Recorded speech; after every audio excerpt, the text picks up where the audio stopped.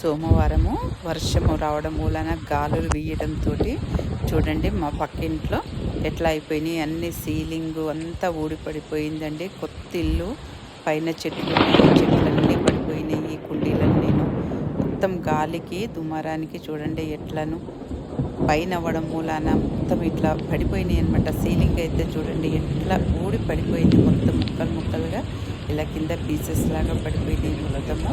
చూస్తుంటే పైననైతే మొక్కలు కూడా అట్లానే అయిపోయాయండి. పూలకుండి అట్లా అంత గాలి వచ్చేసింది. గాలికి అలా అయిపోయాయండి మొత్తము. పక్కన మా బ్రదర్ వాళ్ళ ఇల్లు అది, అందులోనే ఇలా అయిపోయిందండి. చూడండి ఎంత మీకు దిగుతూ ఉంటే ఇలా స్టెప్స్ దిగుతూ ఉంటే మీకు తెలుస్తుంది ఎలా గాలికి పడిపోయాయో.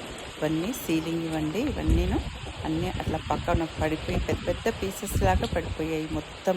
చూడండి ఎప్పుడైనా సరే గాలి వాన వచ్చినప్పుడు మీరు లోపల ఉండండి, బయటికి రాకండి ఎవరైనా సరే. మన మీద పడే అవకాశాలు ఎక్కువగా ఉంటాయి. గాలులు వీచినప్పుడు ఎవరైనా సరే దేని కింద ఉండకండి.